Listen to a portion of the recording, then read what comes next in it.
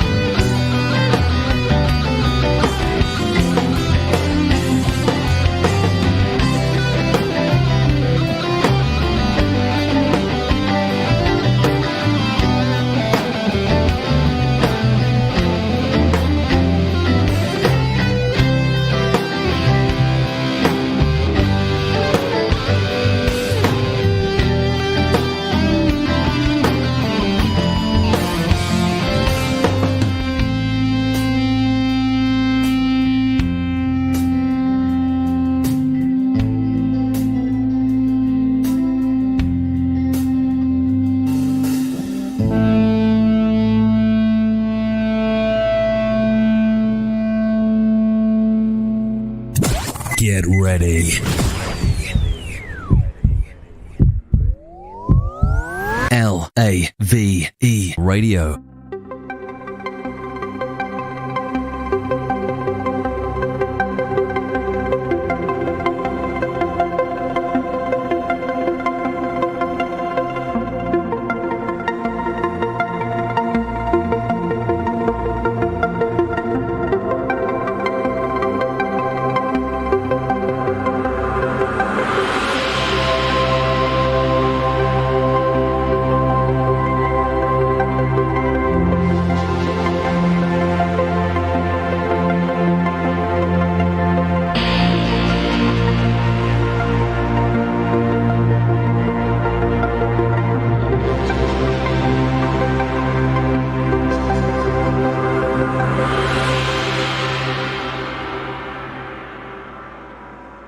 Greetings, Commanders, and welcome to a new show for Lave Radio, Data Slate, where we talk about science fiction books and fantasy books that we've read recently. These won't include the official Elite Dangerous Fiction. We've talked about that more than enough. Instead, we're going to look at a whole range of science fiction that was published around AD 2015 and hopefully give you a few ideas of things that might make a good read. Joining me tonight is John Richardson, a veteran to all forms of podcasting from his amazing show Starfleet Comms, and he's been venturing into deep space far longer than Lave Radio has. Good evening, John. How's things? Very well, thank you very much, and thank you for having me on the show. It's very much appreciated. A little bit more airtime.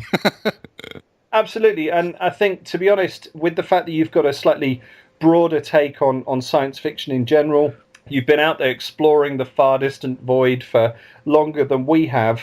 It kind of fits, really, in that we can kind of talk through things related to other science fiction and other fantasy that our listeners might be interested in, and maybe give a recommendation or two about things that they can pick up and listen to, read, watch, everything that goes down. Excellent. Sounds like a good idea. So I should explain the reason the show is called Data Slate. If you are an Elite Dangerous official novel fan, have read any official novels, you should find Indeed. that most of the touchscreen devices that are mentioned, certainly in the fantastic books, Elite Fiction, are known as data slates. It is the word that we decided to go with. Star Wars used data pads, other fiction used other words. We went with Data Slate, so that's the reason why we've chosen this as the name of the show. And hopefully what you'll be able to do is, once we've given a couple of recommendations about things that we're interested in terms of books, it might be you go off and download them to your Data Slate. Oh, that was so cheesy. I see what you did there. Yeah, that Very good. It was pretty bad, wasn't it? But before we get to that, we're going to talk a little bit about Starfleet Comms. So, for the Elite Dangerous listeners who don't know, what is it, John? Well, it's a very good question, actually. It's been many things. It's been around for about 14 years. Now then, when Starfleet Command 2, Empires at War, was a game, it was basically a focal point for that community. And we provided forums for individual clans, if you like, for that. Fleets, they were called then. And people basically joined those forums and discussed their plans to take over the maps that were part of the Starfleet Command game. We then went into creating servers for the game, and we were the originators, if you like, for the Orion Slave Girls servers, which were basically war servers for that particular game, and it was really good fun. We did them for about 3 episodes, and then something quite bad happened. And 9/11 hit, and bizarrely enough, the community basically just disappeared. And there was a number of things that happened at the same time. There was 9/11, there was Taldron Games going bust, and it was basically the end of life for the game. So basically, all of these things conspired to make the community disappear, because a lot of the people who made up the community were actually servicemen and women in America. So yeah, then it moved on to do different things, and we became a podcast in the end, serving EVE Online. And we did around about 30 odd episodes for EVE Online, interviewing the developers there. produced a drama show, not unlike some of the shows you've got, except a little bit worse than the shows you've got. So, and we sort of pootled around and did things like that for a while, and then of course Elite Dangerous came out, and we sort of hung on the coattails of that for a little bit. So, and that's what we're currently doing, really. Well, we've got a little bit of an exclusive, obviously, tonight, because we're recording on the 2nd of April. And we're going to get a little bit of a steal of March on the main show for next Tuesday. And I'm sure they'll be talking about this, but I'll have this edited and out before then. So we know that today, Frontier have released on Steam.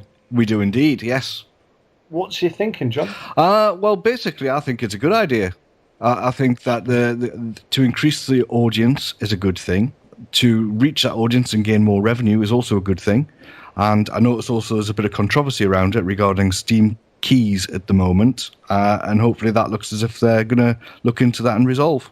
I think it's a good thing.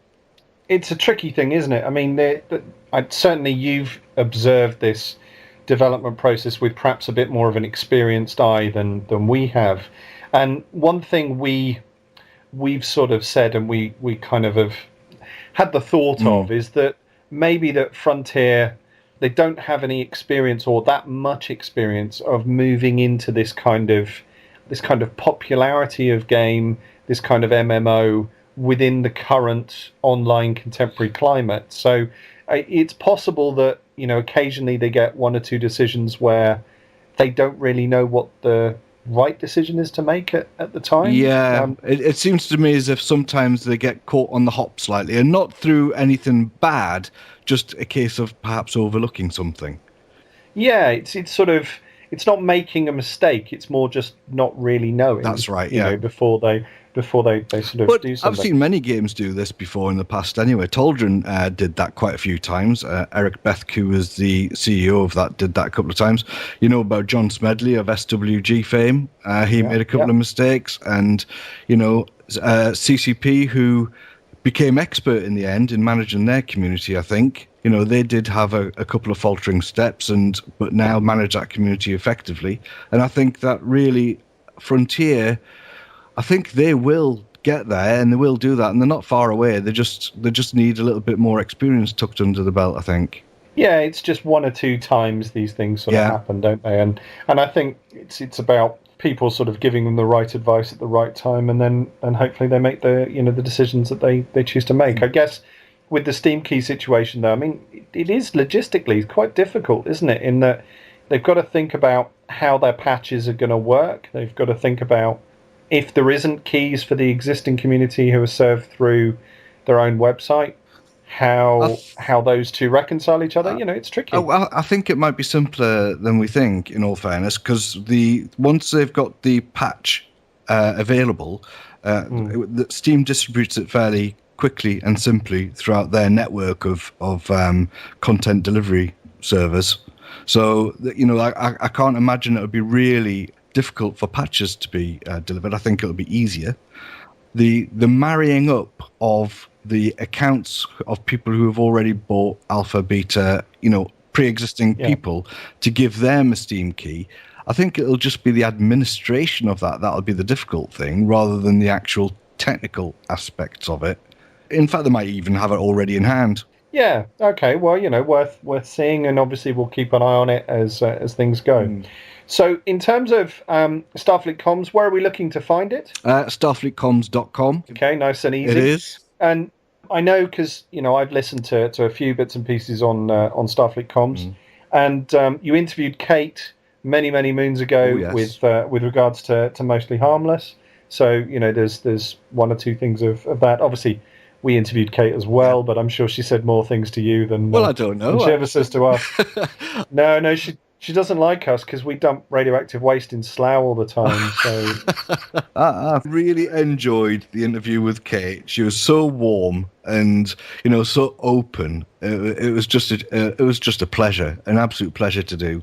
And I don't know whether she deserves radioactive waste or not, but carry on. Anyway, turning to why we're here and the other things that we have to discuss this evening. So, Indeed. What I'm going to do, John, is we're going to just break for a quick advert. You put me on the spot, aren't you? That's what you're I'm do. not. Yes, you are. I'm not. No, I'm not. I'm going to give you 2 minutes because I'm going to break for an advert, Right. and then we're going to be right back with your book choice. Okay. Want to tour the frontier? Travel with Colmac Reeve and our new fleet of passenger starliners. We've opened up the universe for a range of budgets. Option 1, luxury. My husband and I like to travel in comfort. The new luxury cabins were like a home away from home. After all, one's home is a castle. Option 2, first class. We'd saved up a bit for a really special trip. The first-class cabins were like nothing we've travelled in before. Really luxurious. Option 3, travel cabin. We won a trip with Cormac Reeves' monthly lotto. A travel cabin for two on a Starliner around the solar system. Once in a lifetime for us. Simply amazing. Option 4, basic accommodation. Me and my mates just wanted to hitch around the universe. It's so great that we have the option of getting a really cheap cabin to see the sights. It saved us loads. And for the budget conscious and slaves, we have our cheapest option yet. Well, I needed a... And we won't sell any of those frozen passengers into slavery, I promise. Colmac Reeves all budget tours, seeing the galaxy from luxury to freezing tubes.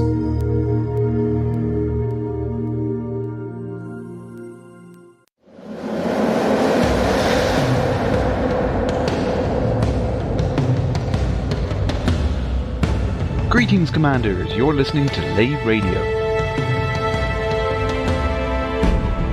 Join us live every Tuesday at 8:30 p.m. GMT for the latest on Elite Dangerous. Drop into the live Twitch stream every Friday at 8 p.m. GMT to watch the Elite Dangerous community show Crash Landing. Lave Radio, crash tested and approved since the year 3200.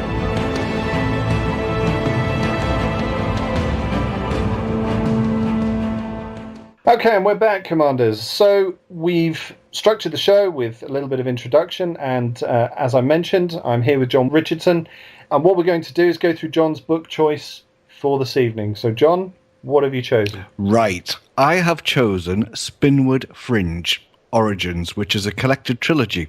And this book is by Randolph Lalonde, and it is basically a science fiction epic, if you like, and it takes place in a future somewhere where there are space stations, there are people in personal fighters, there are big, massive capital ships, there are space battles, corporations are in charge, there's big bad guys, there's your pathetic people who need help, there's all that conflict that's going on, and it's absolutely fantastic.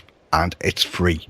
Oh, fantastic. So is this available on Amazon then as an ebook? It is. It's available on Amazon as an ebook for free on your Kindle. It's available, I think, on the website, randolphlalonde.com.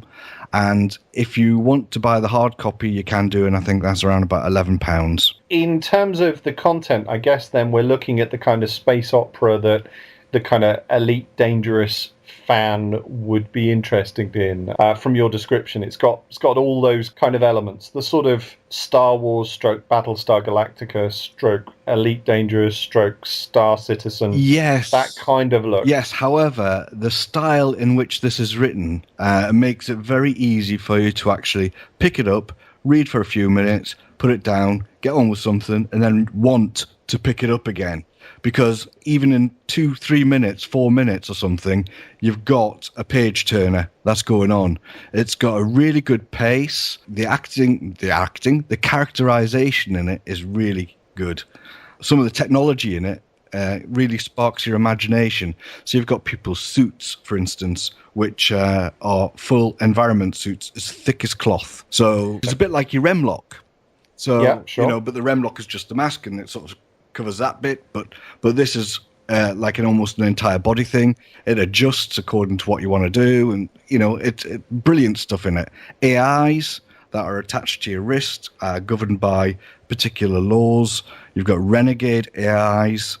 It's just fantastic. It really is a good read. And obviously, in being available for free, it means it's something that people could pick up and know that they've got a set of books that they can make a start on. They're probably going to enjoy for a period of time. So you've got a good few weeks of a holiday read, perhaps. Definitely. Around Easter, good time. Yeah, good time. I mean, that's the trilogy, which is free, and of course, it's very clever marketing because the next book is for a small fee, and then the price goes up. I think they've got up to about 9 books now in this entire series, so it is quite good.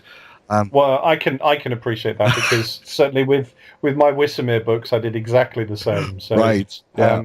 My first Wissamere book for several occasions has been on free promotion, and then the second book is a little bit more expensive and so on. Seems to be the way forward, I think. So yeah. Can I just go into a little bit of the bump about the first part, the first part of this trilogy, just to see? Of course.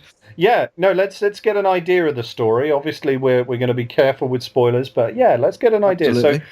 So what are your thoughts? Right. What kind of story is it? Right. So I'll just quote the blurb. Right. So basically, it says Freeground Station houses an entire civilization of humans, and it's under siege. Low on manpower and allies, they discover a group of friends with original thinking who can defeat cadets and trainers alike in detailed virtual combat simulations. Fleet Command has no choice but to send them on a very real, very dangerous mission to go into the galaxy and acquire allies and technology on their behalf. So that's the sort of premise. There's a bunch of people who are really good in this simulation. They're a bunch of misfits, and they're put together in a crew and said, go find us some allies and friends to help us. Essentially, then, has it got a sort of a quest element in terms of the way in which the story's told? That's the way it goes at first, but then as it carries on into the third book, you can see there's something else developing, and then of course the fourth book, they do a very interesting thing where the protagonist changes, and I won't say any more than that. That's fair enough. Yeah. Accessible in terms of a read, then, as you said.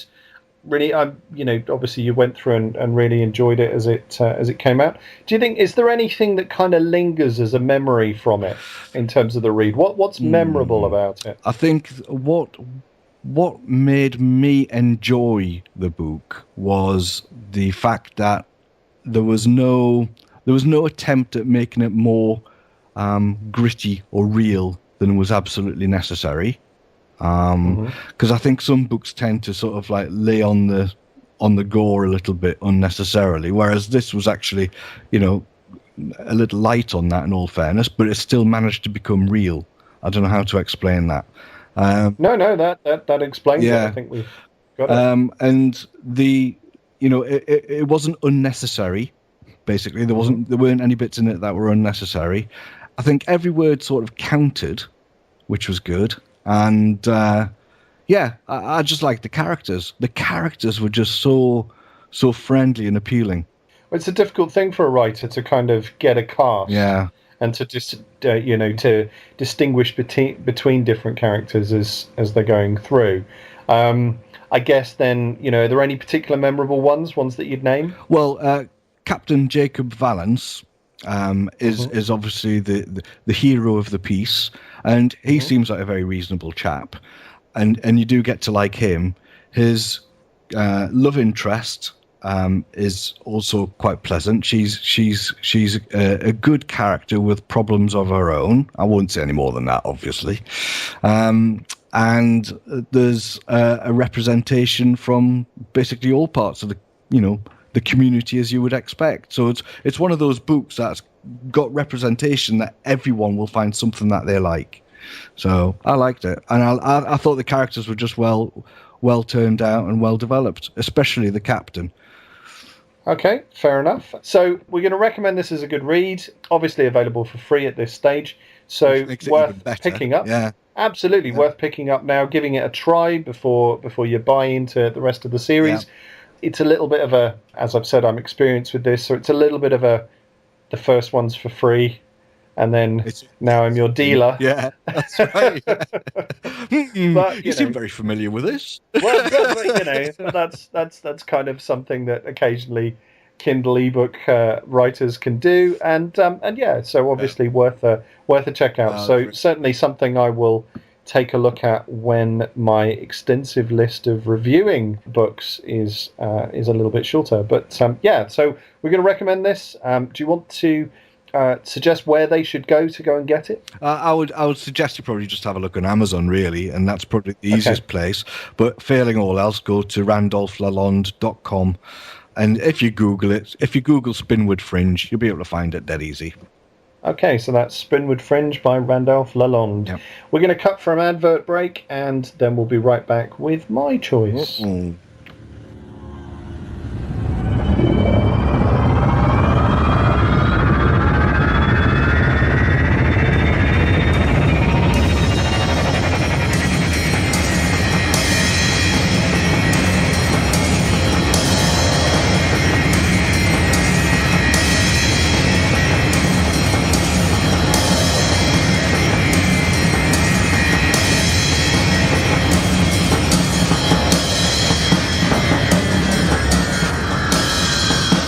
Life, choose a ship, choose a career, choose a cargo, choose a fucking big ship, choose palladium, gold and electrical tin openers,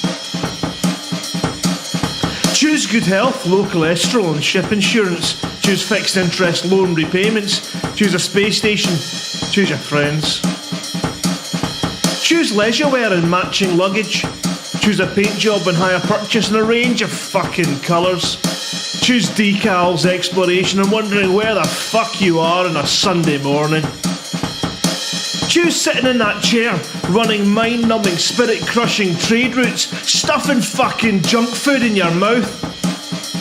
And choose rotting away at the end of it all, pissing your last in the void with no one out there to hear you, bury or do anything as you drift away in cold space. Until some fucker comes along to steal your ship, your cargo, and your clothes, leaving your bones floating out in space. Choose your future. Choose life. But why would I want to do a thing like that? I choose not to choose life. I chose something else. And the reasons? There are no reasons. Who needs reasons when you've got onion heads?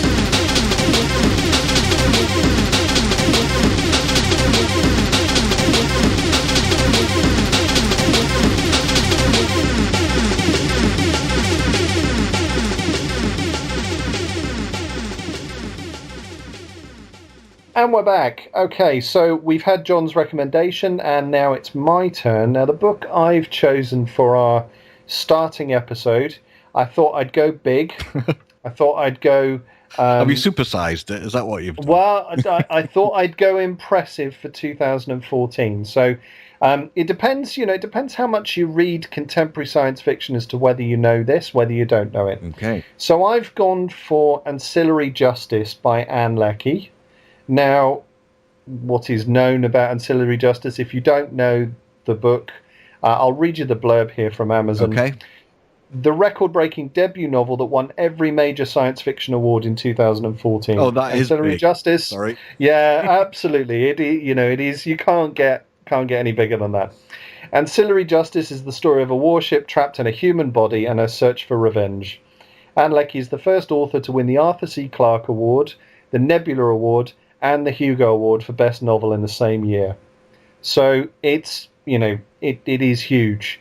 And of course, being a writer, being the fact that I'm studying my PhD in creative writing, which, involves science fiction and fantasy, I thought I have to go and read Ancillary Justice. I have to go and check it out.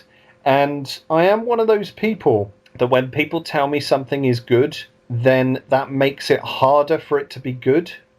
Right. Do you see what I mean? Yeah, because they've raised the bar, haven't they? Exactly. Yeah. If someone hypes it up to me, it's like, oh, right. Yeah. Okay. So this needed to work to impress me. And I will say it is It is not the easiest thing right at the beginning. There's a big thing in science fiction criticism in 2014. There was quite a large lot of writing of academic papers and other stuff produced around the idea of writing the other. So if you think back to Mary Shelley's Frankenstein, Yes. you've got the creature, the monster, and there's a lot around the idea of how you make something monstrous, and you have to make it slightly human and slightly alien or slightly monstrous, and there's a rationale between the two, and that's how you do robots, that's how you do aliens, that's how you do monsters.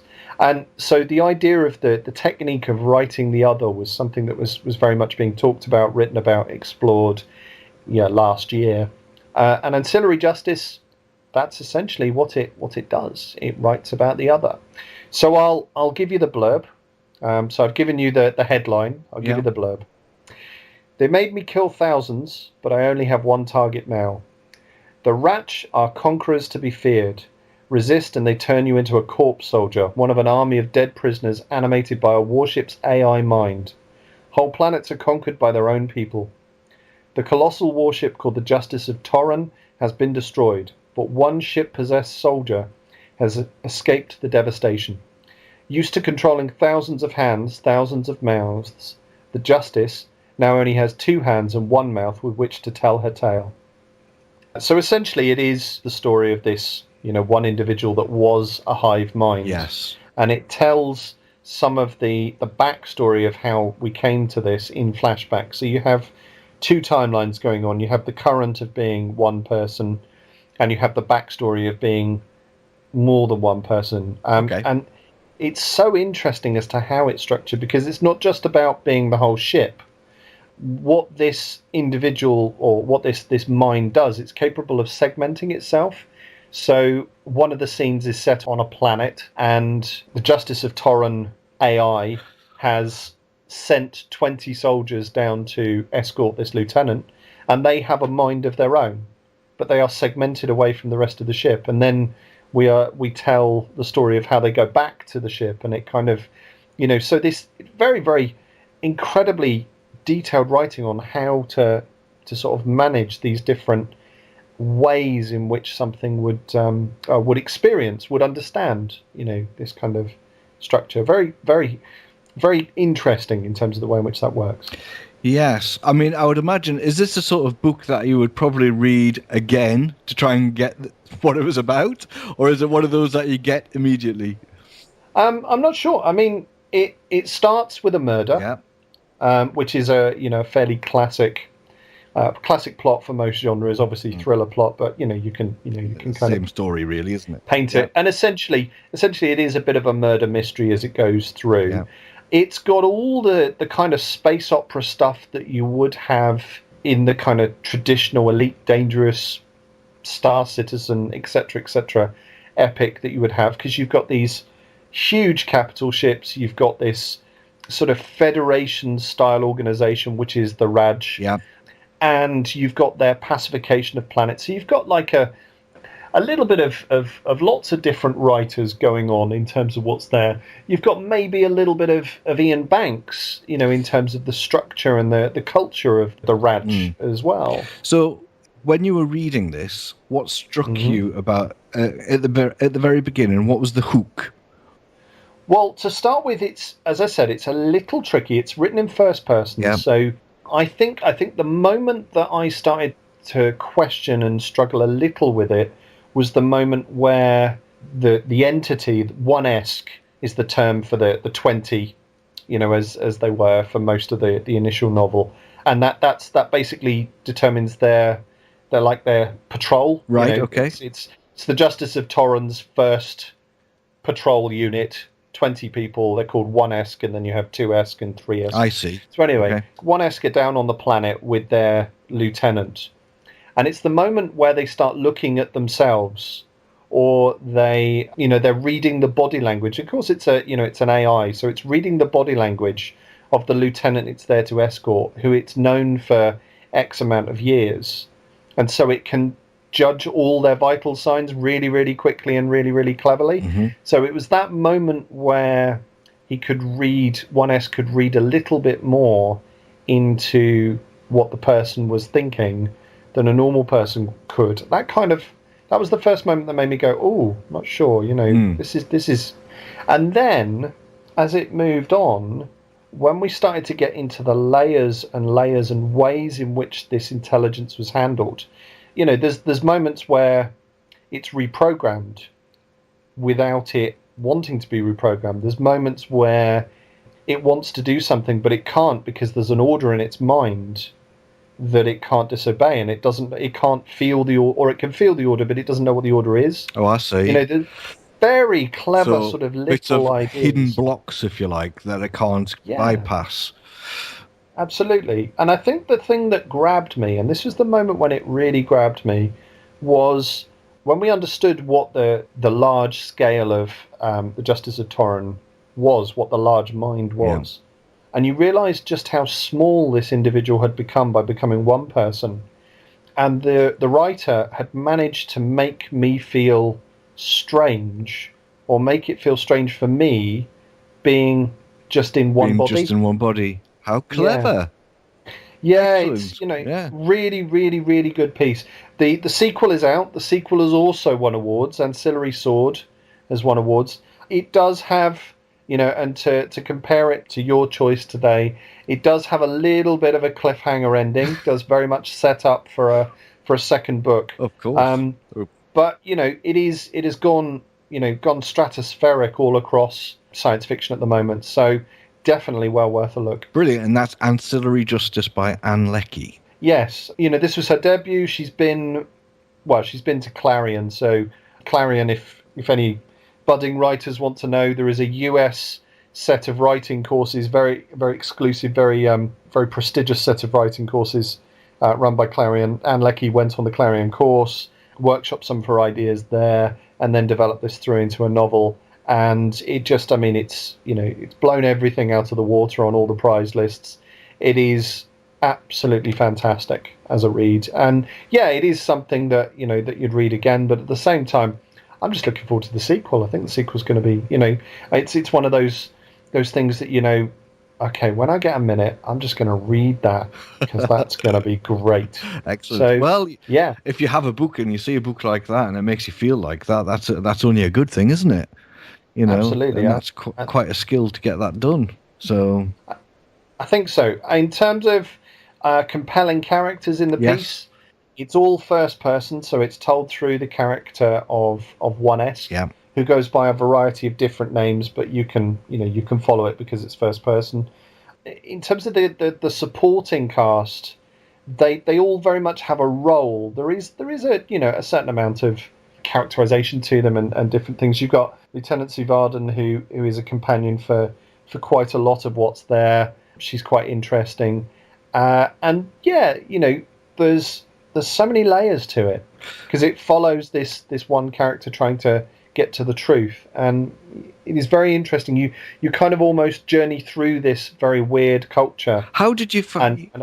Sorry to interrupt. How did you find the following of the 1S character then? If I know you said it was talking from the first person, so you could identify it quite easily, but I would imagine that it's shifting from perspective to perspective. Is that right? From person to person, or is it just from that one view?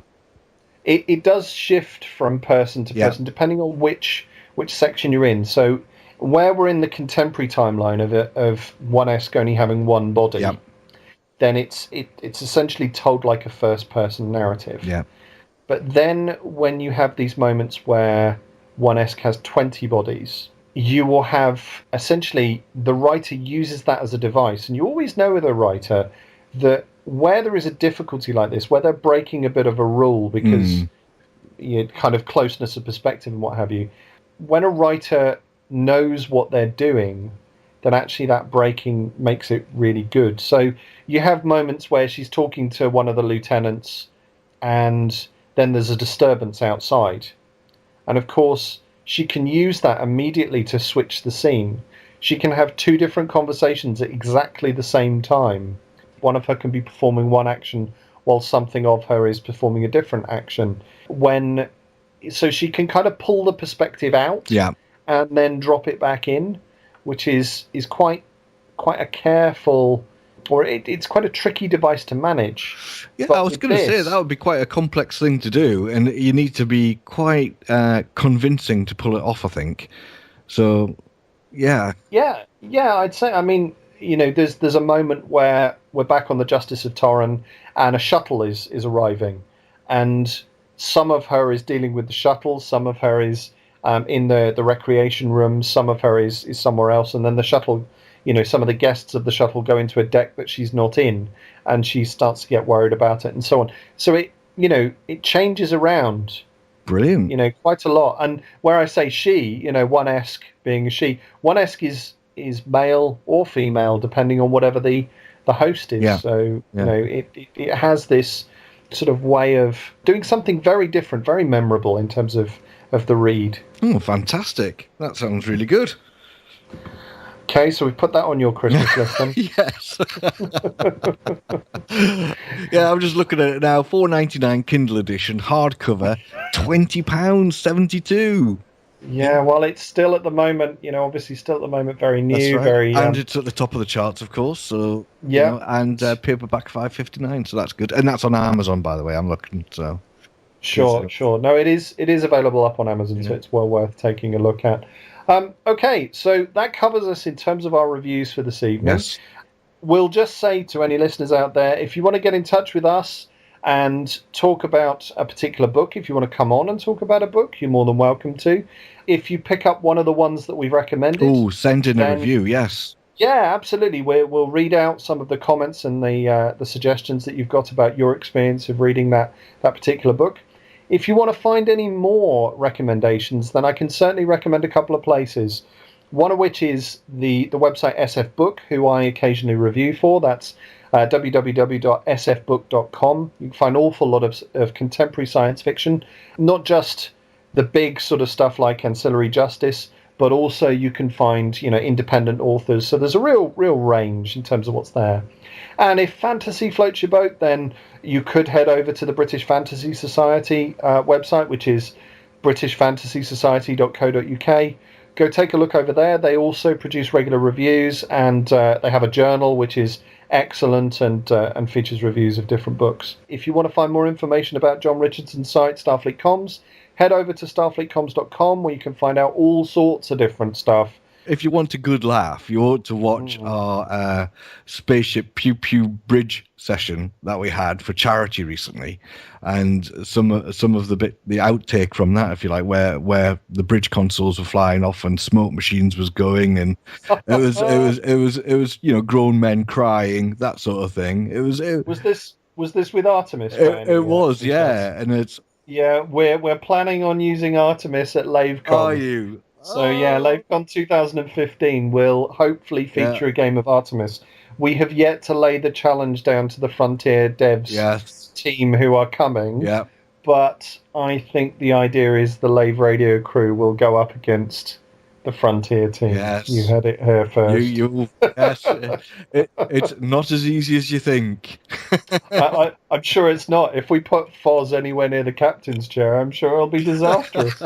But just give him a wrench and put him in the background. I think that's the best thing to do. Dear. If you want to get in touch with the show, you can email us at info@laveradio.com. You can grab us on Facebook, Facebook/LaveRadio, at Lave Radio on Twitter, or you can join the Skype chat channel by adding Fozzer101 to your Skype contacts. And you can join the TeamSpeak server, where commanders come to hang out and chat as well, on laveradio.teamspeak3.com. So that's it for the first of Data Slate. Hopefully you'll join us again for the next show, and we can talk about some other books. So in the meantime, get down to the station archives and go find something to read.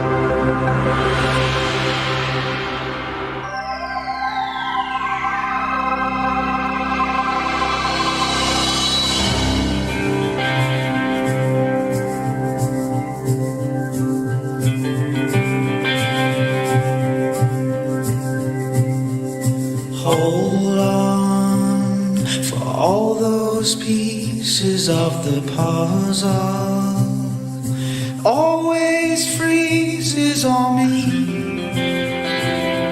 It's almost too late for you and me.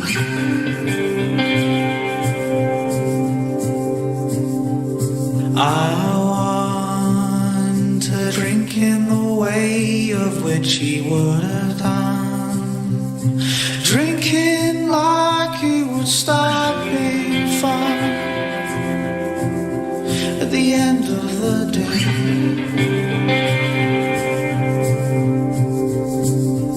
If I can't have you to myself, don't want anyone else.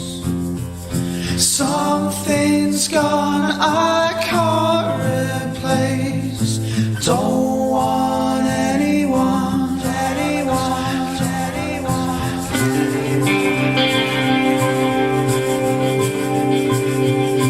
Take one, a photograph you can rely on. You're wasting your time, you'll never have one. A photo of a moment complete.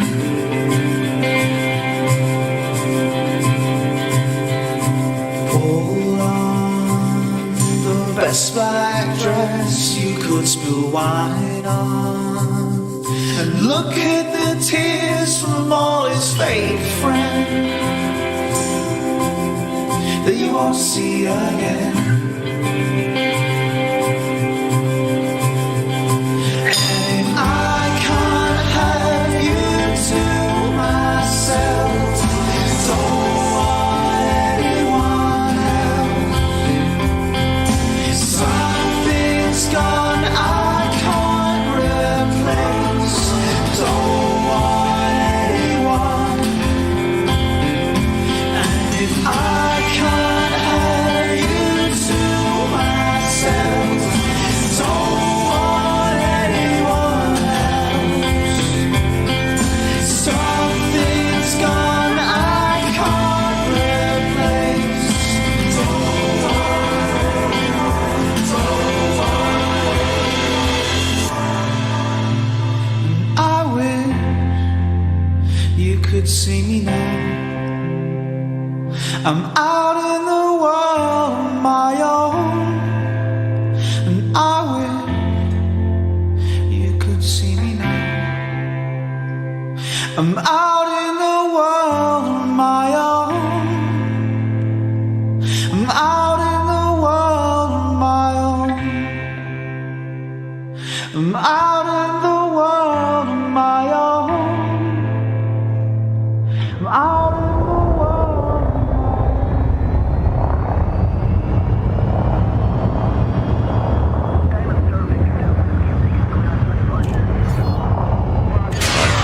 Shields offline. Silent running.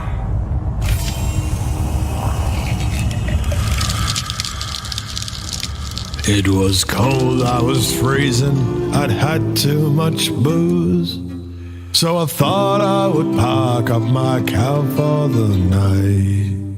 She was packed to the gills with rare goods I had saved. Yes, a big haul of ox for my lady. My comms panel opened, a voice said, "Ha ha, now give me 10 tons of your loot." I was stubborn and drunk and would not give this punk not 1 penny, so I blew it all. My lady was hoping for riches that night. When a rebuy I was down on my knees, but she just walked away from that empty ship bay. She said, "You're not the man that I need." Oh, I turned to the dark side, I hardened my heart. Oh, yes, a mean pirate I'd be.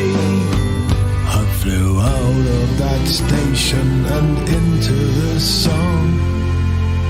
Yes, I knew I had found what I'd be.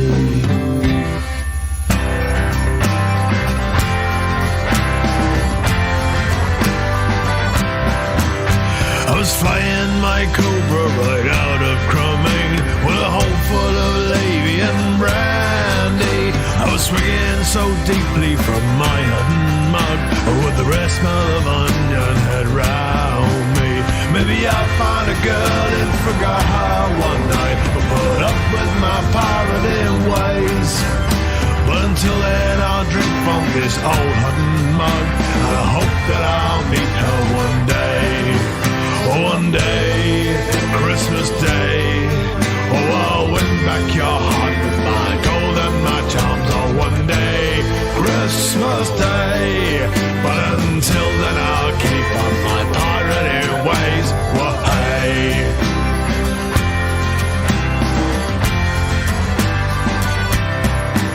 So I cooled down my Cobra and silent ran home. Sold all of my Lave and brandy, and some pink fast-neck gin just to give me a grin, and I puff off that onion head gladly.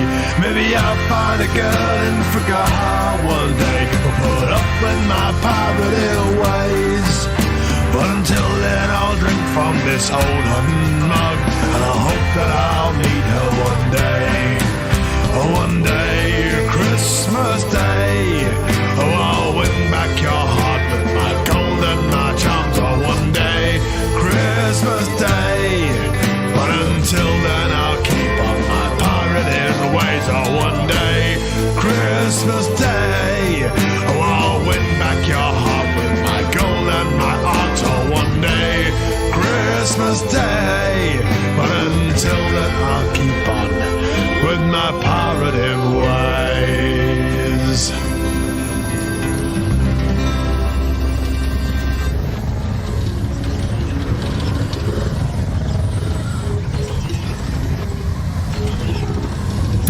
Hull integrity compromised.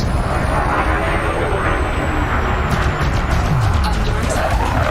I was overseeing the delivery of some slaves to the starport in Exios, and a cleaning robot had just washed the floor, but not left a warning sign.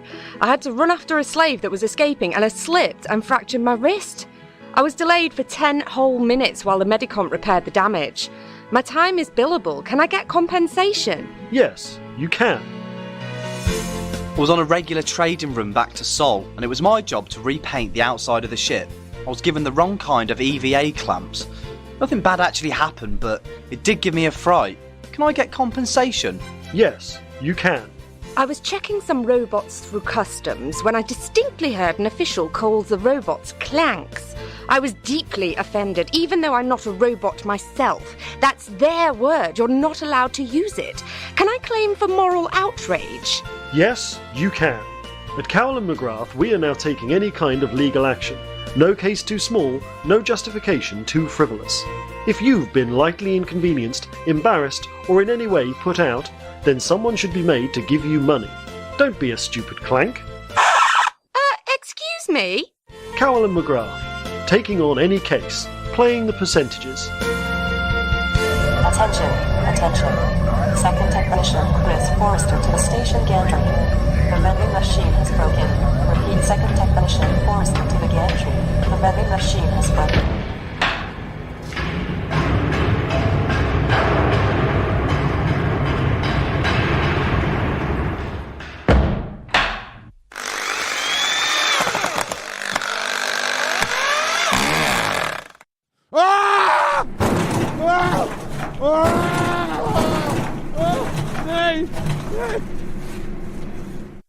Attention, attention.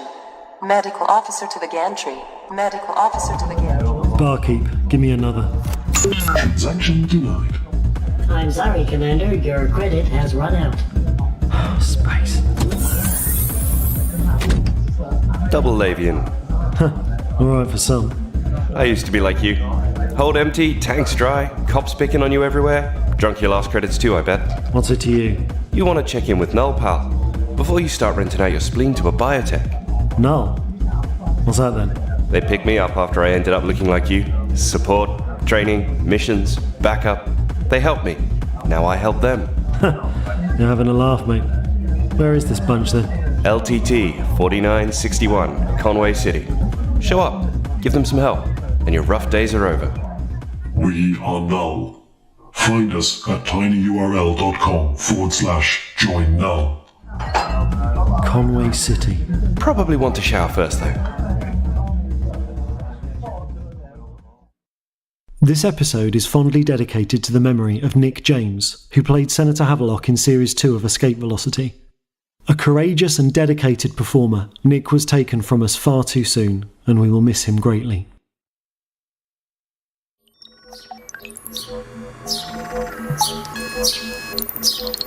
What's that? Polly want a cracker? Polly want a cracker? Silly bird. Incoming communication. Hold on, coming. Coming through. I'm Mr. Dusty.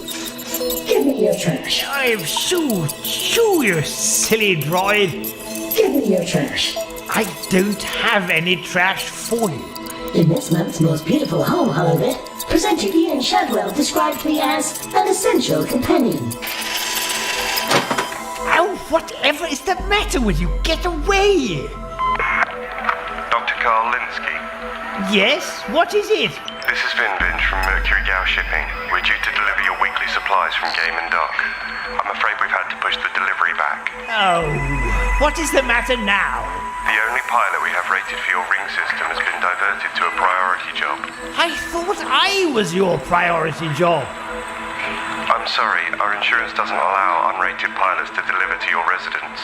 So what am I supposed to do for food and filters? We'll get a replacement service out to you in 2 standard days. Oh, don't bother. Take my own shuttle out.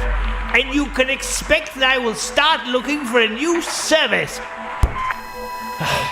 Now, where are we with the plants? Yes, the dahlias. Outright the sons of terror, thundering day. Ow! House! What is the matter, Dr. Linsky? The display case just closed on my fingers. What is the matter with your autonomic sensors? I will address the matter. I'm Mr. Dusty. Ow! Watch where you're going. You banged right into me. Give me your trash. No! Get away! Give me your trash. Stop! Time for dinner. What's the matter with you all? What shall we eat? What? Preparing meal. Deploying knives. Wait! No! Setting blades to meat mode. Slicing. No! Wait! Give me your trash. I didn't tell her anything. Anything. Give me your trash. Give me your trash. Give me your trash.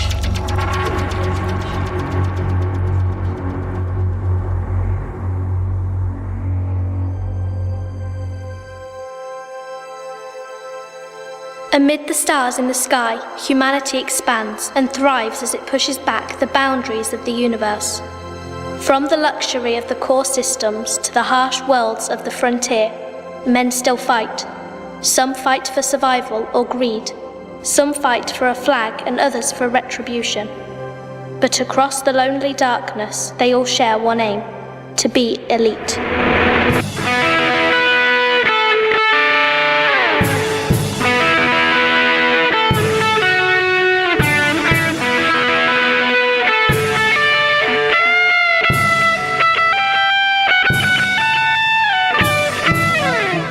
Escape Velocity, an Elite Dangerous audio adventure serial written and produced by Christopher Jarvis.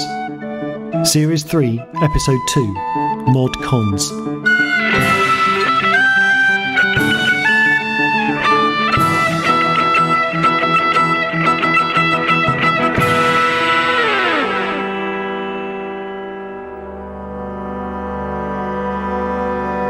I don't know if I can explain it. Once upon a time you learned that apples were food, and you don't have to work out what makes your arm muscles move. When you move your hand to pick up an apple, you don't stop to think about what an apple is. You just extend your arm and take the fruit. I don't see what this has to do with Kurlek. What I can do, it isn't magic or mind reading. I see your clothes, your hair, the way you handle yourself in 0G. Tells me everything about you. Your job, your attitude, your fighting ability, your background. And that's before you even speak. Show me something. It's not a party trick. When we're running together as a crew, I need to know every skill of every person on board. It's a tough universe. You never know when something will make the difference. Then you're in luck. I can feel a demonstration coming.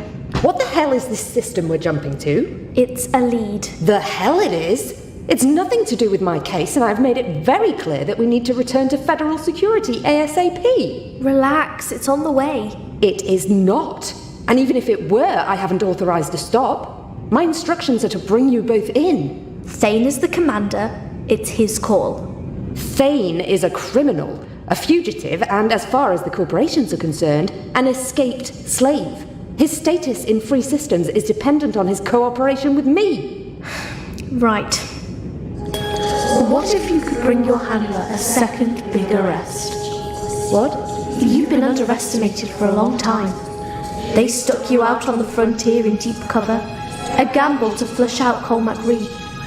If you didn't succeed, at least you were out of the way. But now you're coming back. What if you landed a second, bigger fish? Bigger fish? You're about to fly past evidence of a half-century conspiracy of illegal weapons research. Don't you think it would impress your Director of Federal Security if you found it? It would impress. Best go and check on navigation. Better check navigation. That wasn't funny. You wanted a demonstration. But it's not just insight. You had her under some kind of control. There's a level of mesmeric influence, but you'd be surprised how receptive people are when they're told what they want to hear. Try it on me. No. Come on. At least tell me what you see. I see how much you care about me. Well, I feel responsible for you. A kid like you shouldn't be running around on a ship like this in the first place. It's more than that. And it's sweet.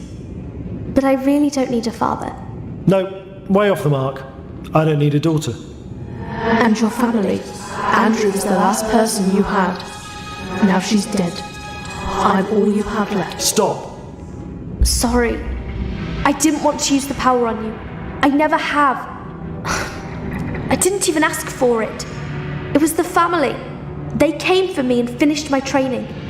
And Kerlek sold me out to them. So you marooned him? He didn't mean to hurt me. I think he was scared. Weak. Stupid. None of our lives were worth taking a risk for. Not for him. You dumped him on a planet. Isn't that worse? He's no spacer. He'll be fine on a planet. But once you see people, the way I see them, you see all their strengths, all their flaws. If you know enough about expected future events, you can even predict their behavior. Kerlek would have caused both of our deaths. Eventually. So that's that? He made a deal in exchange for me. Let's hope it was worth it.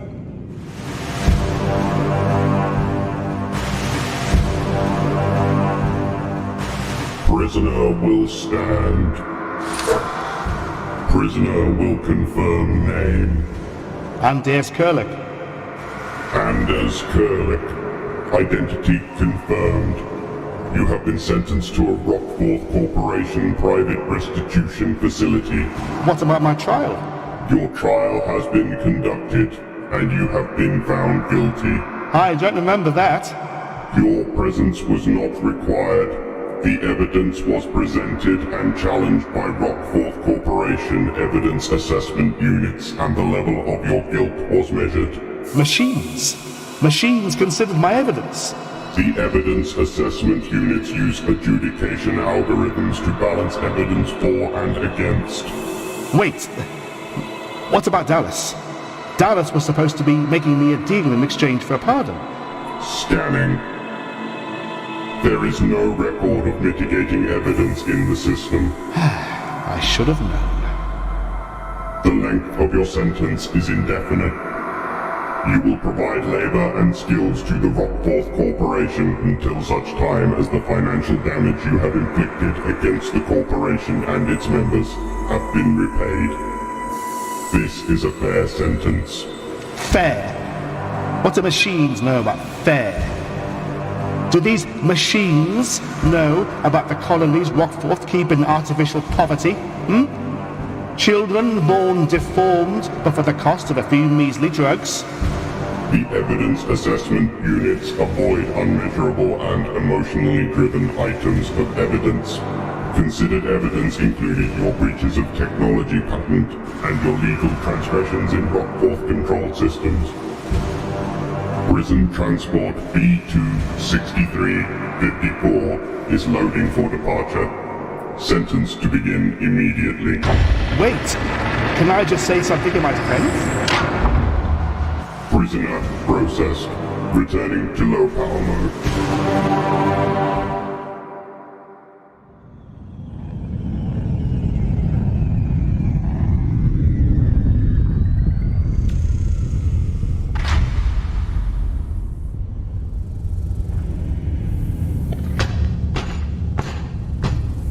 This isn't May's coordinates. What are we doing here? Refueling, mostly. I'm going to sell the stuff we picked up at Bedaho. Meat's not a big payday, but the gold taint is rare and it should cover the refuel cost. Why don't we just scoop fuel? Unnecessary risk. Remember what happened last time? I remember that I handled it. I don't see why we waste our time with these places. Get used to it. Jumping station to station, buying and selling. This is the life I'm trying to get back to. Once Sark lets me off the leash. We'll see. There's got to be more excitement out there. Wow, she's arrogant. She's going through a lot. She used to be different. There's something about her. I'm sure I was trying to... So, what about FedSec? Or don't you have some kind of budget we can use to bring us in? This trip will go a lot quicker if we can fly empty and keep the raiders bored. What kind of budget? I thought you super spies had a lockbox in every station. Papers, credits and guns stashed in a locker. No. The universe is a big place. That's a lot of boxes. Even considering that, Beta Pictoris is nowhere. Remember, I was in deep cover. That means no guns, no papers. Great. Tell you what though, get those meat crates unloaded and I'll treat you to a burger. Cheers.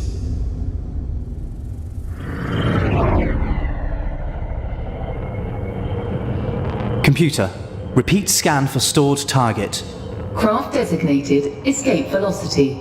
Currently landed at Game & Dock. Caught up with you at last, my guiding light. Requesting docking clearance.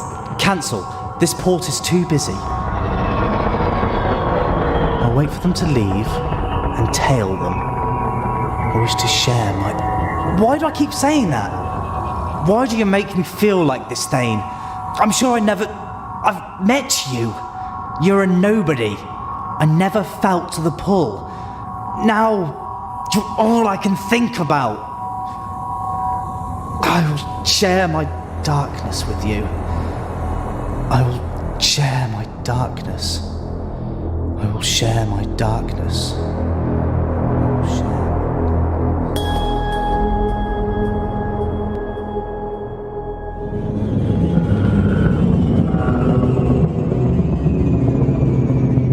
I don't like this system.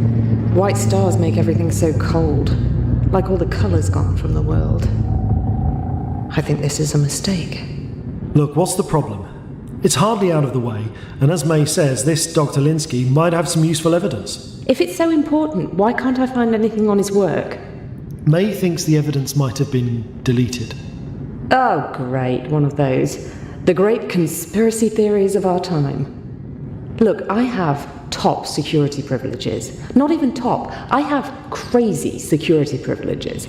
When I travel, I have to use a fake ID just because the Emperor and the President, frankly, would personally shake me up and down for all the information that might fall out. And I'm telling you, if there's no data on this guy having worked for Federation Research, then he's never worked for Federation Research. It's important to May, so it's important to me. And she's usually pretty spot on with her hunches. Do you trust her?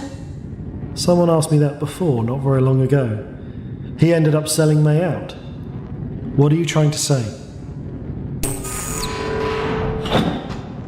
Looks like we're coming up on the rings. Can you handle the approach, or do you want me to fly? Pretty sure I can handle my own ship, thanks. What am I looking for?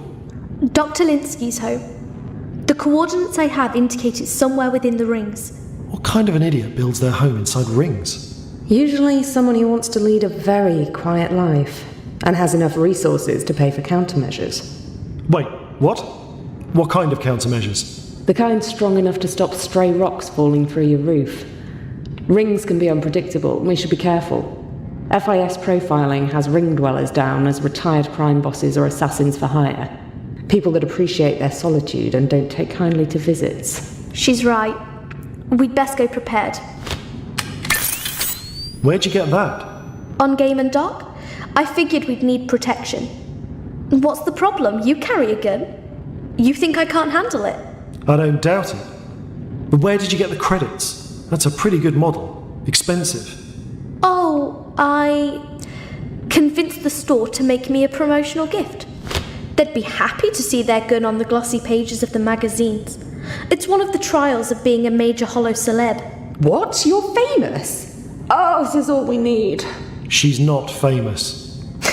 No, but they came to think I am. People are so gullible. May, you can't just do things like that.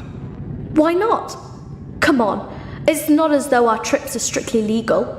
People will notice. You'll draw attention. Attention I can handle.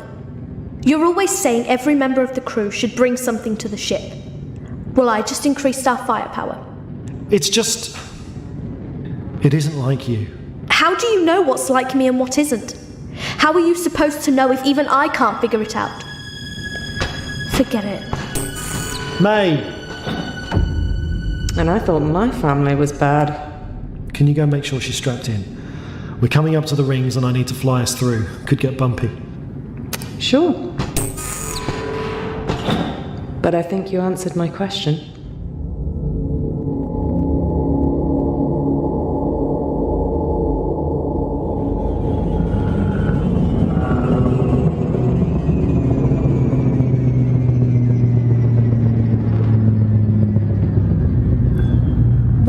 Meters. I still don't see anything. Sark? Nothing on the scope. Bad coordinates, maybe? A false trail? No, this is the place. Hang on. What's that? Got it. There's a comms array. On a tether from one of the big rocks. Looks like it. Completely dead, though. No power. I'll check out the rock. Now that is a house. Dome encloses the entire crater. Space? Are those trees? Looks like a garden. He's practically terraformed the inside of the asteroid. Enough for oxygen? Hard to say from out here. A couple of his books were about boosting crop yield in colonies in low G. I'd say he took his work home with him. I hope so. No lights on anywhere. We'll have to land with the beams.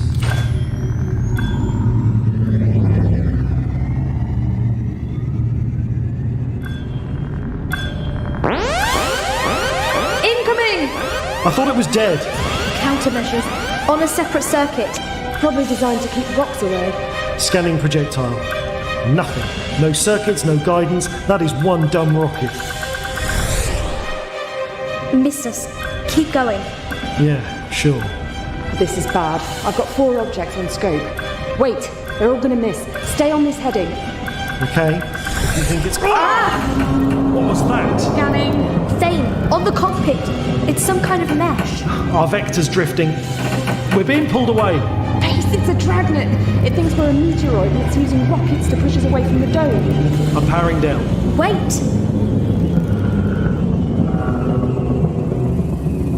The countermeasures have stopped. So?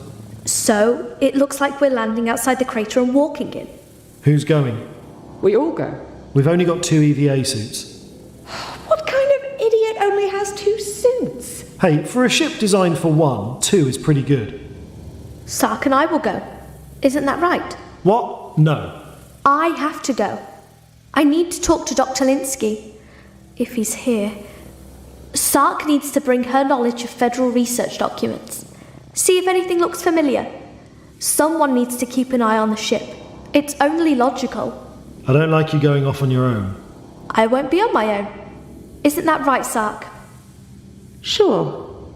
With all her training, I'm sure she can protect me. I'll suit up. And who's going to protect me?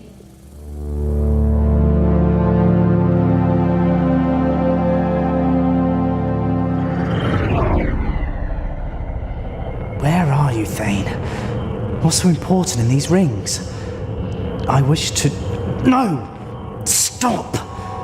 I must focus. Focus on Thane. Alpha 39. My Alpha. My guiding light. Computer. Scan rings for Merlin Fighter. Unable to comply. Interference level at 76%. No engine signals. No energy signatures detected. Nothing at all? Then what's here? You'll have to move sometime, 39. Just spark up your engines for me. A light to guide the way. A light for me to illuminate my darkness. I wish to share my darkness. I wish to share my darkness. Should I ask why May's suit says property of Duval Terminal on the back? I wouldn't. What someone really needs to invent is a truck you can carry on a ship for these kind of landings. What for? Well, you know, instead of landing miles from anywhere and having to walk to an airlock, you could just drive in. It's less than 1,000 meters. I know. It's just hard going in this suit. Where would you put it? I don't know. Cargo bay? Then where would May sleep? Yeah. I'd be pretty strapped for cargo space as it is. Some kind of buggy would be an expensive prop for only occasional use. Okay, not the cargo bay then. Under the cockpit? You're sitting on a lot of shit. Can't all be important. Maybe you should patent that. Yeah. Remind me when we get to the core. Shh. Hold back. We're coming up on the service entry. Looks like an airlock cut right through the rock into the side of the crater. Anything? Nothing. No security trips, no droids. Looks like the monitor camera is powered off. No one's home. Maybe. May, what are you doing? There's a terminal. I can hack the airlock door. Cycle it locally. We won't find anything out here. Be careful.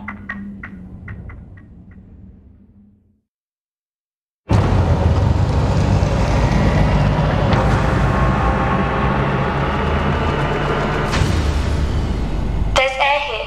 I don't know if the oxygen is on a protected circuit or whether the doctor's plantation is providing it all.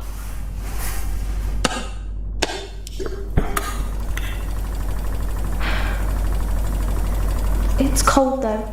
We'd best keep these suits on. Do that, in case you have to leave in a hurry. From what? There's no one here. Saying, Sark, you. The rock walls are too thick. Thane, we're going to lose communication. Hold tight. We'll check back in 20 minutes. May, be careful. Getting radar static. Use your suit lights. Well, what do you want to do? You don't trust me, do you, Sark? What's to trust? I don't know you. It's more than that. You look at me like you don't ever want to turn your back. I just don't understand you. The petulant teenager bit, I get that plenty. Seen it all. But not many teenagers handle themselves the way you do. Or other people. That airlock took you less than 10 seconds to open. I've seen that model before. Right. Like you signed into the Bedaho Hospital under false records. I suppose you've seen their security system before, too. I told Thane we'd check back in 20. We should split up. I'll check the upper decks for the doctor. You check around down here. Maybe the systems are down for repair and he's in the maintenance level. Do you really believe that? There's no point believing anything until you have something in front of you. We'll meet back at the airlock in 15 minutes to radio into Thane.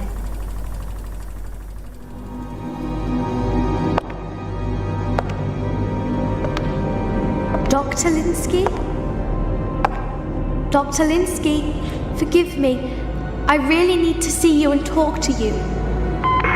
I'm in the main living cell. Lights are out. No sign of life. Trying to find the maintenance bay. Jeez, this guy kept a lot of junk. He was a sentimentalist. There's a lot of framed pictures up here. If we're lucky, he kept something important. If we don't get buried under it first. 3199, seeing in the new year with Sabis and Co, Beta Hydri. A fine view of the top of the world Lauren family, Hoopy's Bar, 3178. This one. That's my father, standing with Dr. Linsky and a group of researchers. Dreaming of a bigger tomorrow, the team that writes dreams, Echidna, 3196. My father. Oh. Now that's a lot of blood. Come on! Damn it! Oh, open! Stark, come in. Yeah? I found Dr. Linsky. Great, where is he? All over the room from what I can tell. He's dead. I've never seen anyone alive in that many pieces. There aren't many big chunks. It's like he's been diced. Witching hell. What happened? The cuts are razor sharp, but there's no sign of any machinery. I think I found the utility pod. Trying to get access now. Be careful. I'm going to search for hard copies. Okay. Keep an eye on the clock. Okay. If I can just... Got it. Looks like a pretty standard maintenance core. Emergency lighting, water regulator... Power! May, I found the power circuit. Don't turn the main power back on. I'm not a rookie. Although if this house is trapped, I don't see anything. Can you get the data network back up for me? The doctor had a terminal in his desk. I want to know what was on it. Oh, sure. Try this one. Computer network restarted. Initializing house protocol. Recharging service robots.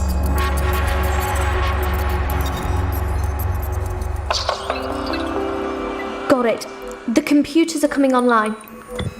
Let's see what you've got, Doctor. Anything? I knew it. He kept a copy of his own book. Great. Can you transfer it to the ship? No. Something's taken out the wireless network. I can't see anything. Not even RIG. Is there any research data on there? Not recently, but there's a bunch of archives going back years. Sealed, but I can probably get in. Take your time.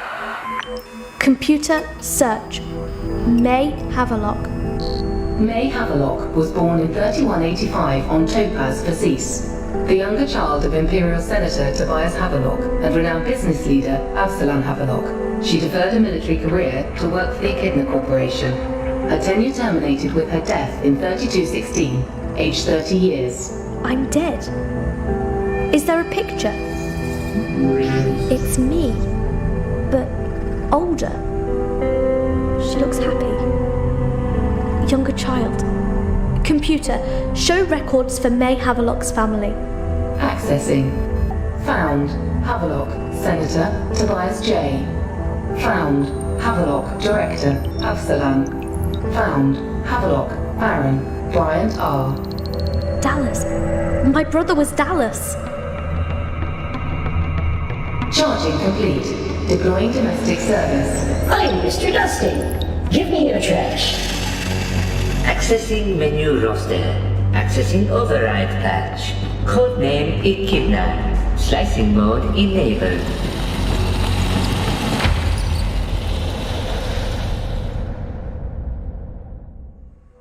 Echidna, it's here. Accessing archive 3215.5.7.01. We may have to move the lab again. There have been rumors of a federal inspection of the Echidna facility. Director Havelock is talking about a mobile solution, a ship or a station. Oh, she may be right. This is the third move in as many years. The Federation frustrates me. The ones who want to close us down and the ones who want to buy our technology almost certainly report to the same committee. I tire of humanity's laws, their squeamishness and their hypocrisy. But If that is the price of breaking ground in this science, then so be it. Accessing archive 3215.5.4.01. The new batch continue to exceed all expectations. The Walden process represents a quantum leap in our ability to create stable clones. The addition of memory therapy has alleviated many of the droned characteristics of previous batches, but names are important. And of course we allocate them numbers, but many give names to themselves. From books they've read, hollows they've seen, pictures. More disturbing is when a clone selects the name belonging to the genetic progenitor. This is not part of the memory therapy. Whence this knowledge comes, I cannot say. The Havelocks find it most disturbing, but I have convinced them to stop liquidating these specimens. For now. May, come in. I think I've got movement. Hang on. These archives are everything I've been looking for. Can we take it? You'll have to pull the cores from the server room, but just give me a minute. I don't want to risk losing this. There must be something later. There must be. Accessing archive 3220.3.23.01. These new modifications are unconscionable. These children we are training are not expendable. To fill them with biotoxins and turn them into genetically triggered bombs is an outrage. They are individuals with memory and intelligence and skills. They have so much knowledge. There are times when I feel they are better than us. Maybe some of them think it too. Perhaps it's time for me to retire. I've spent too long on this station. Too long away from trees and lakes and things that grow. I'm getting old. Maybe I'm done here. Going forward, I expect I will be... Record terminated unexpectedly. Data deleted. No! Cancel deletion. Deletion not a house function. External deletion triggered. I've got to stop this. May, the server cage just lit up. What's happening? The files are being stripped. Pull them. What? Rip the data cores out. There's some kind of foreign code in the house's systems. We've got to pull storage before the worm deletes everything. Sark, what's happening? It's the house robot! They killed Dr. Linsky! They've gone crazy! Sark?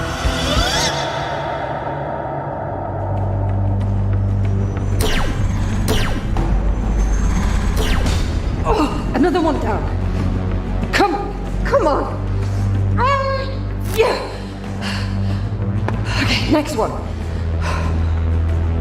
One more.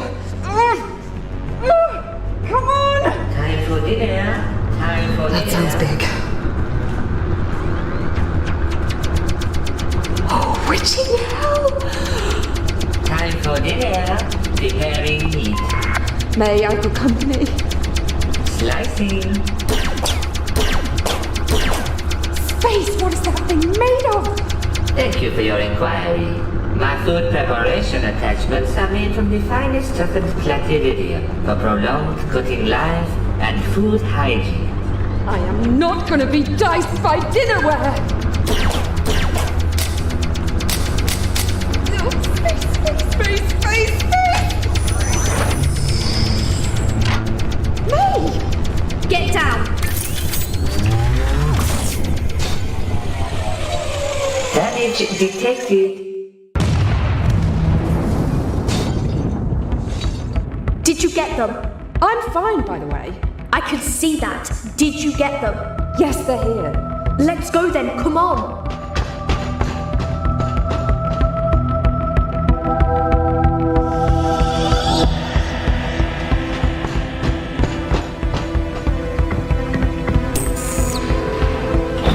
You okay? I think so. Sark? Still in one piece. Let's get moving. New radar contact. What's that? I don't know. Security? Police? No. Interplanetary shuttle. Coming in fast. Way too fast. Look out! Whoa! What the hell are they doing? Trying to kill us? They're coming round again. Brace yourselves. Space, that was close. The pilot. What about him? Well, it looked like a Mr. Dusty. Proximity alert. I'm Mr. Dusty. Give me your trash. Reconfiguring ramming vector. Give me your trash. One of the robots from the house. It'll kill us. Not if I have anything to do with it. Watch out for the rocks. What do you think I'm looking out for? Stop dancing around and shoot it. I can't just turn and fire. It's calculating collision vectors. If I can't destroy it, it'll fly right into us. But it's a tiny ship. Yeah, and hard to hit. Still big enough to make a mess of us. Getting a lock. It's not working. Firing. It's still coming. Brace for impact. Give me your trash. Give me your trash. New radar contact. I'm Mr. Dusty.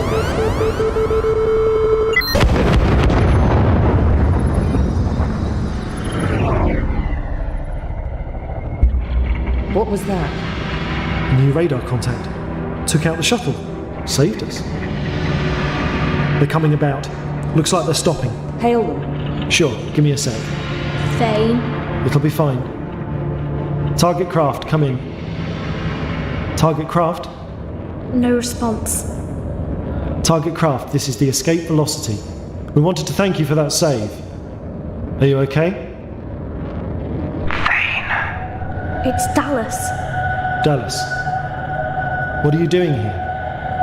I've come to share my darkness.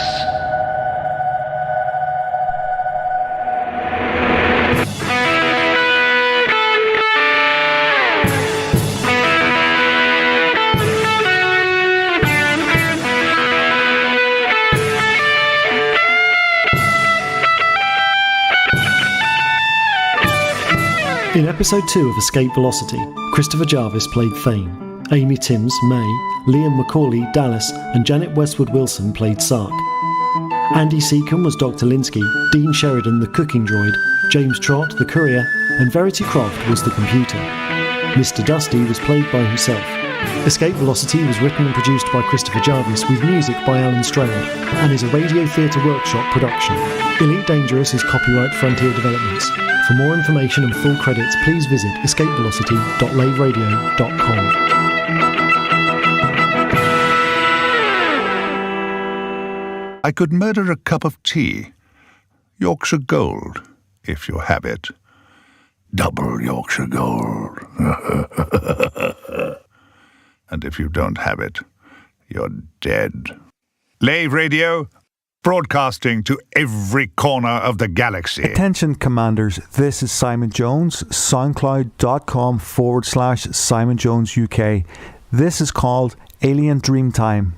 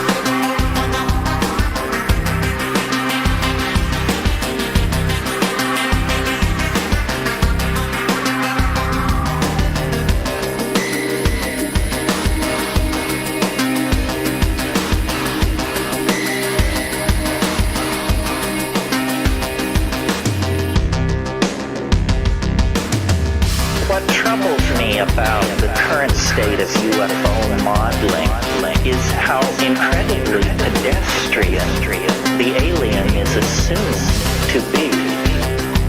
Their little gray suits, their charmingly slanted eyes, their cheerful interest in our reproductive capacity.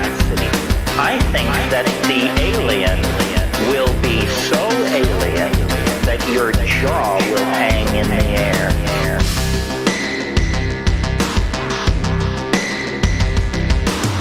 An anthropoid-like alien with an interest in your reproductive machinery and gross industrial capacity is as culture-bound a concept as searching NGC 321 for a good Italian restaurant.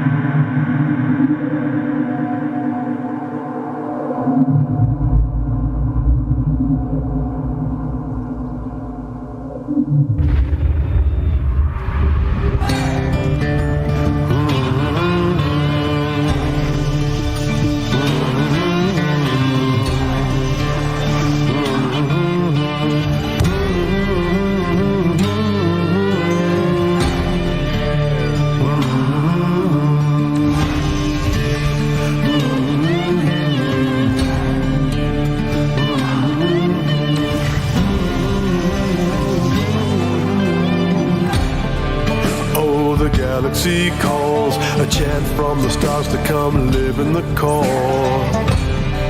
We'll jump together, my friends. Every flash of light's another hand to carry the weight.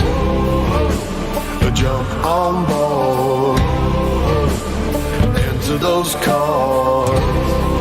Oh, we're the wandering souls. We'll come and lend a hand for the distant world.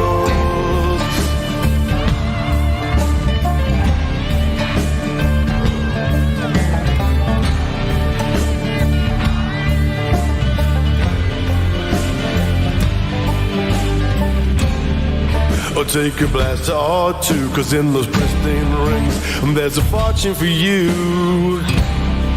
We'll work together, my friend, as the mother load cracks. This might come to an end. But jump on board, into those chords. Oh, we're the wandering souls. We come and lend a hand for the distant world. Laughter's fire and jump drives count. A voice can't feel, there's a chatter about. The target's set and the work's in your hands. Come and build a hope in the distant lands. Search those systems till there's nothing to find.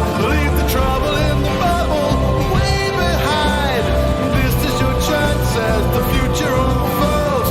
Come and lend a hand on the distant world.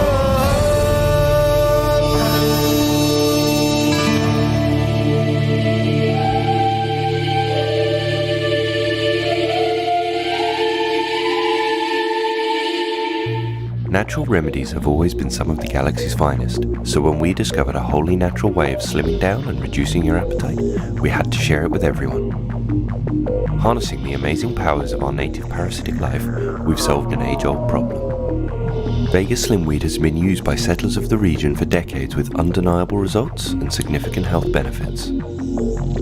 If you think that Vega Slimweed could be the solution you're looking for, speak to your doctor today. Travelling with Vega Slimweed ingested may constitute smuggling. Please check before your journey and declare yourself at customs for an internal search.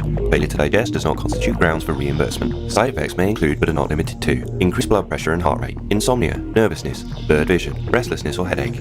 Some forms of parasite may cause stomach side effects like constipation, dry mouth, nausea or vomiting. A small sample of patients exhibit full body paralysis, catatonic states and internal hemorrhaging. Parasite must be purged before pupation, else death will occur.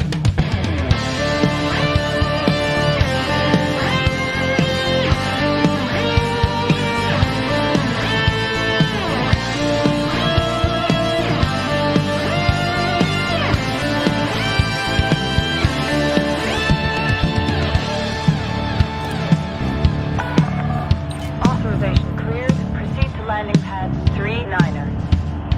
Automated docking confirmed.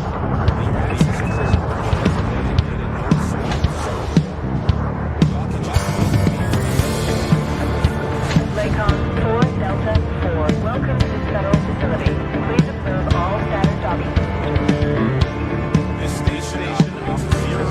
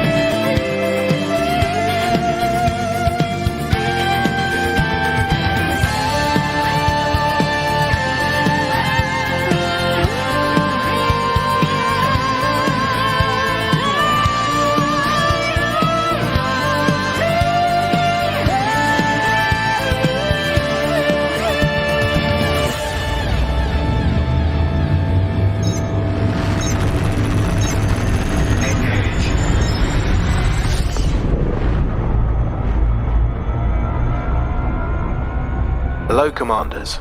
My name is Omniboy. Next up is my track, To Come. If you'd like to listen to more of my work, please visit www.soundcloud.com/Omniboy. Fly safe and enjoy the show here on Lave Radio.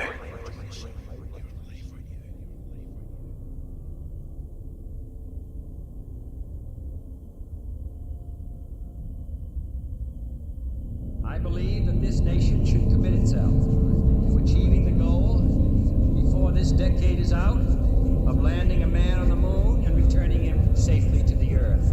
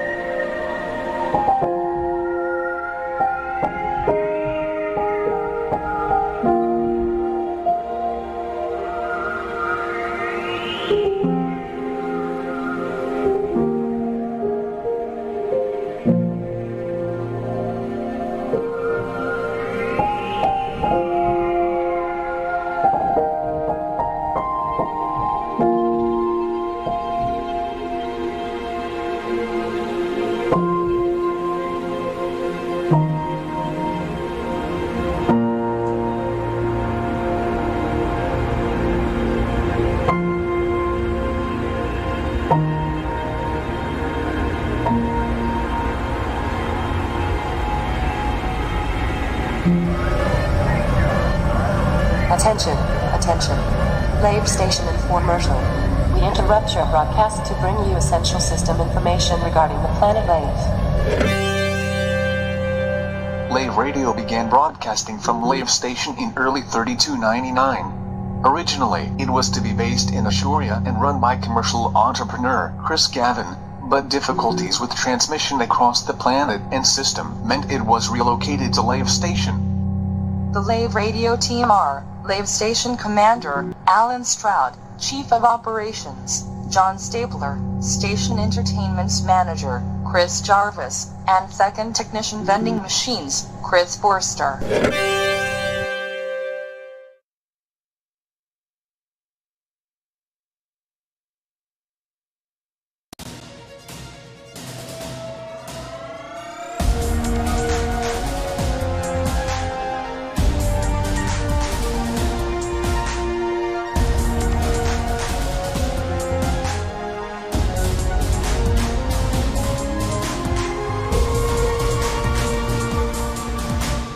Galnet News Digest, 19th of April 3308. We read the news so you don't have to. In this week's news, the Sirius Corporation turns on the charm. The Marlinist colonies manage a quite but not very good response to their appeal to build new starports. And we report on Dad's taxi to Colonia.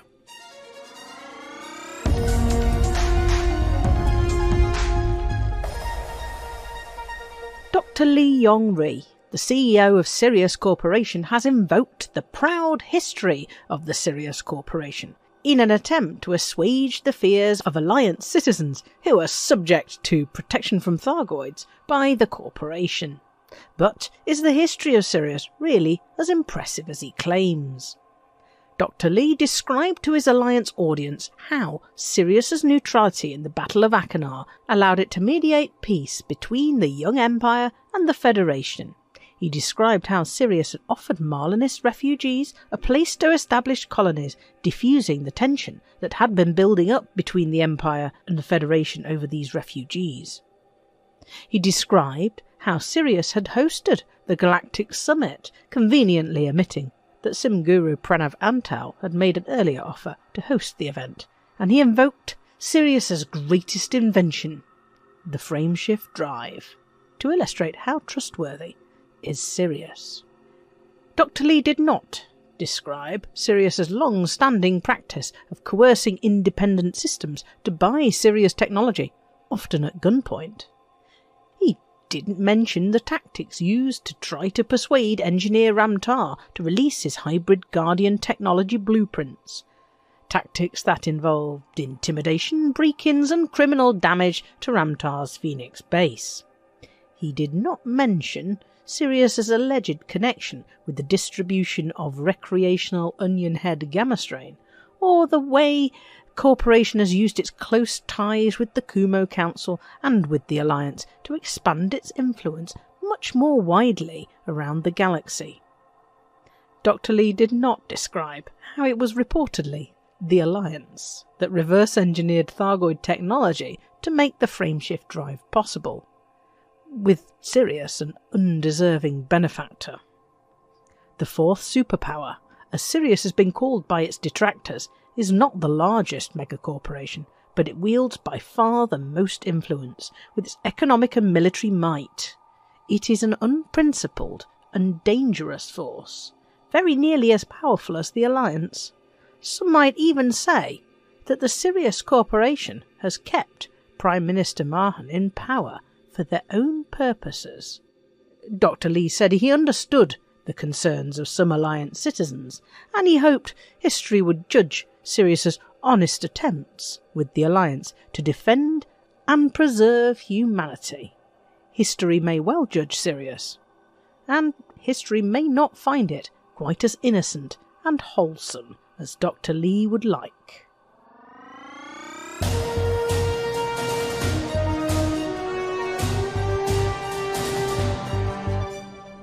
When the Marlinist colonies were established, the Sirius Corporation only managed to muster enough support for 8 new systems to accommodate the refugees, rather than the 10 that had been planned.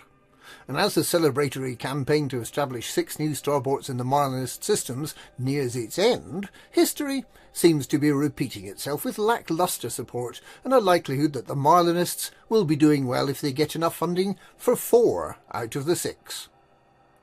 Perhaps it was a mistake to offer paint job rewards to everyone who helps. No matter how little they do, there are bound to be those who deliver 1 ton and sit back and wait for their tranquil reward. Of course, those willing to shift more than 5,000 tons of the required commodities can double up their rewards to get some lush paint jobs as well. But 5,000 tons is an awful lot to transport, isn't it? In other news, the Thargoid presence has been eliminated from Melanges, leaving only Paucumen and HIP 38225 infested with celestial starfish, and the last remaining attacked station, Sau Prospect in Lembas, has been fully repaired and will be back online on Thursday.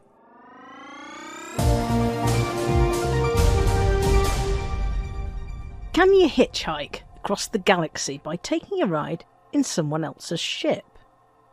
The adventures of Commander Dirk Hatch and his son, Cargo, suggest that perhaps you can. Commander Hatch Sr. arrived in the Dubwenel system in Colonia on the 15th of April at the end of the first leg of the Endurance expedition, and that's when his son, Commander Cargo Hatch, called up from the bubble and said he'd changed his mind and wanted to come on the expedition after all. Commander Hatch Jr. only possessed 1 ship, a Sidewinder that still had its training wheels fitted, so there was no real prospect of him getting to Colonia under his own steam. And thus it was that Commander Dirk Hatch undertook the long journey in his Asp Explorer back to the bubble to collect his son. They'd heard stories of passengers being flung into space during hyperspace jumps, but after some testing and the installation of port-forwarding safety devices, teaming up and becoming a passenger in someone else's spaceship turned out to work just fine. There was, however, a mishap. Halfway to Colonia, father and son stopped off near the Cannon Complex to visit some geezers on a very low-gravity world. During the sightseeing expedition, Cargo Hatch stepped onto one of the geezers and, entirely predictably, found himself floating in space. His father attempted to rescue him using his spaceship. The image of his son's face as he bounced off the ship's canopy and floated away into the void will haunt Hatch Sr. for the rest of his life. The overzealous rescue rangers recovered the body of Hatch Jr. and restored it to working order, back where his Sidewinder was, in the bubble. So Hatch Sr. had no choice but to turn around and head back once more. The second attempt went well, with no sightseeing and no untoward mishaps, with the pair arriving at Dunker's Rest in Colonia on Monday evening. The pair undertook 364 jumps, with Cargo riding shotgun in Dirk Hatch's ship, without Cargo being ejected into space even once. So, using the miracle of port forwarding, long-distance hitchhiking becomes a real possibility, although it may be advisable for the passenger to buy a stock Sidewinder at each station they visit, just in case the rescue rangers try kidnapping them. To the best of our knowledge, this is the first time anyone has travelled as a passenger from the bubble to Colonia, and, to the best of our knowledge, no one has yet managed to hitchhike all the way to Beagle Point. Which sounds like a challenge, doesn't it? And that's this week's Galnet News. Galnet News, we read the news so you don't have to.